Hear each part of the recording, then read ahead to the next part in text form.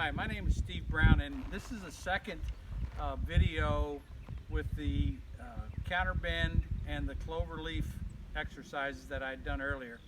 But today I want to show you some more advanced maneuvers that you can do. First, I want to show you how to hold your reins if you're going to ride one-handed or two-handed. But going from one to two is very simple. And this is something that I do, is I'll ride with split reins.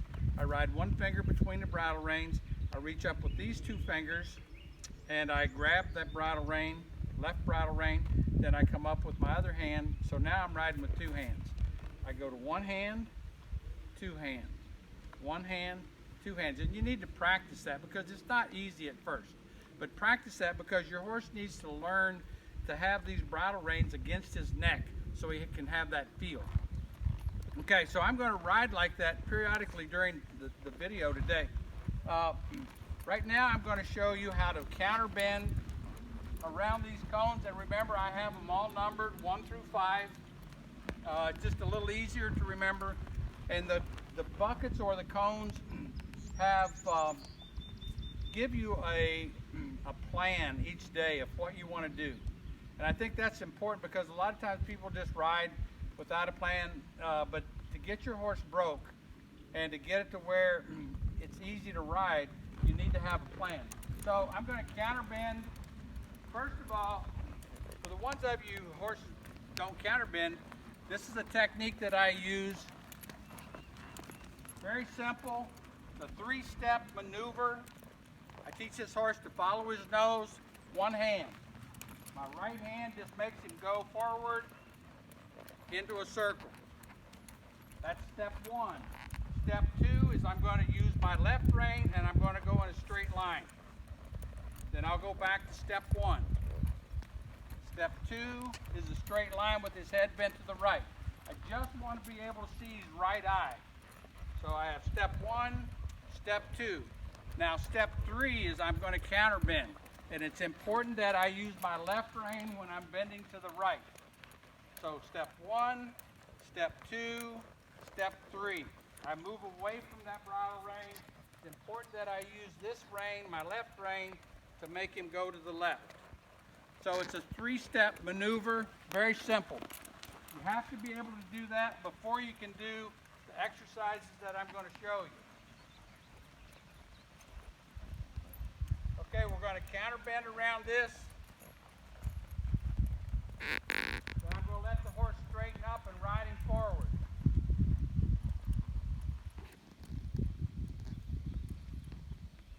My horse is being a little weavy. Counterbend, I got a little too close to that cone. One thing that I must tell you, that if you bend, whether it's bending towards the direction you're going or you counterbend, your horse will get what we call a little rubbery. They won't go in a straight line, and that's why I'm adding a straight line after I bend. And I think that's important. I'm going to add a little more forward motion to this horse. I'm going to counterbend around here. Then I'm going to ride straight line.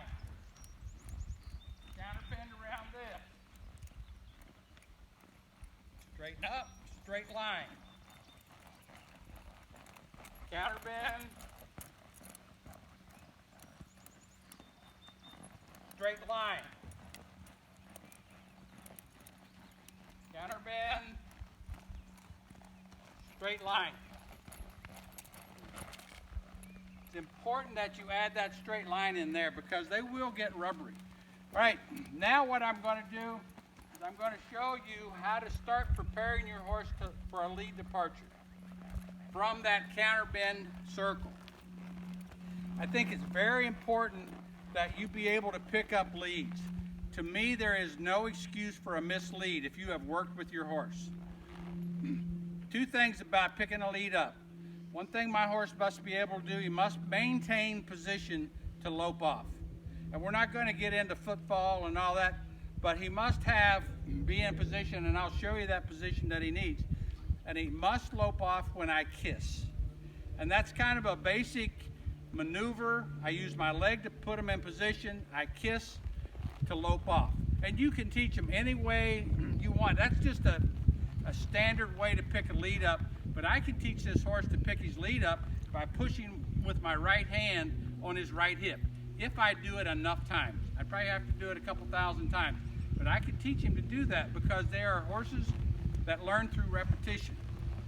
All right, so we're going to talk about the position that I need. I'm going to counter bend.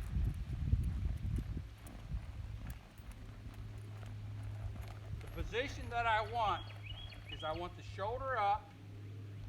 I want his head straight, maybe just slightly bent to the left, and his hip needs to be the left. Just slightly for a left lead departure. Physically, that is the easiest way for him to pick his lead up. The chances of him dropping or missing his lead, if he maintains that position, is 2%. Now, the reason horses miss their lead is they drop their shoulders. A common mistake that we do, and this Cloverleaf exercise will prevent this, is that when we lope off, we let our horse drop their shoulder right here. After a while, remember, they're creatures of habit. They'll drop that shoulder when you ask them to lope off, and they'll pick up the wrong lead. So by doing this maneuver, and I'm going to show you right here how to pick that lead up. I'm going to trot first because it's easier from a trot. I got him in position. I got my right leg on him. And I kiss to him. Now, I'm going to counter bend him to the right there. He dropped his shoulder just a little bit after I picked that lead up. I don't want to drop after I pick that lead up. Let's try that again. Counter bent. Lope off. Hold that shoulder up. There, much better.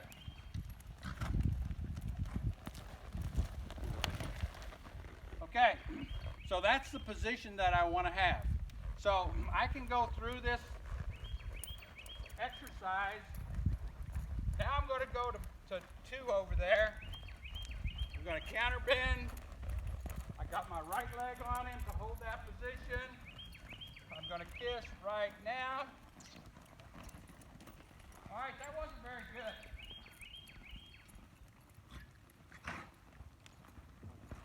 The reason was, I don't know if he didn't hear me or if he wasn't paying attention.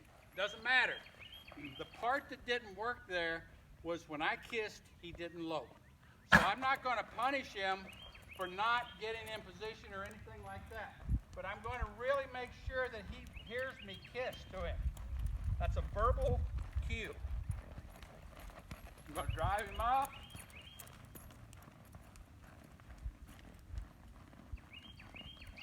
There, better.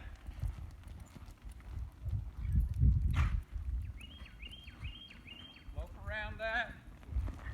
Now, I can keep doing that around, but for the sake of time, I'm not going to continue to lope around all the cones. Now, I'm going to show you even a more complicated maneuver, and that's a counter canter.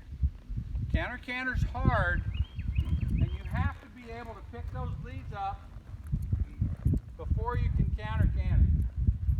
All right, what we're going to do, now instead of crossing over on the first bucket, I'm going to go straight. I'm going to set him up for that lead. I want to maintain that position. Right leg, lope off. Now I'm going to counter canter. Then I'm going to come back to 1. So lope around.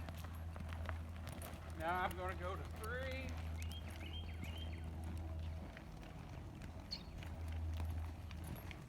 Go back to 1. Go to 4.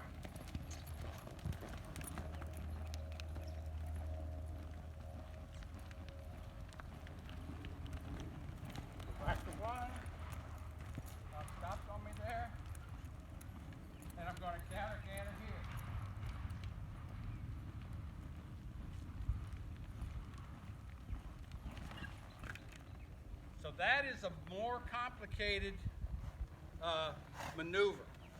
Now, when you canter, you must use your leg or your horse is going to drop. If you don't have the control of his shoulders from all the other exercises we've done, it's very hard to do. I got one more thing that I want to show you, and that's a four-corner. I'm going to go ride with one hand. So I'm going to pick my lead up. I'm going to go straight here. I'm going to lope. I'm going to go to one hand. Straight line. Redirect. Straight line.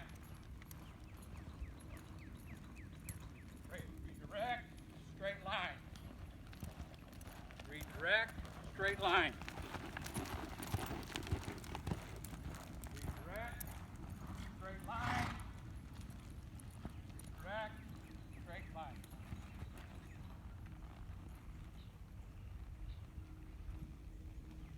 There. He didn't stop very good there, so I'm going to stop him.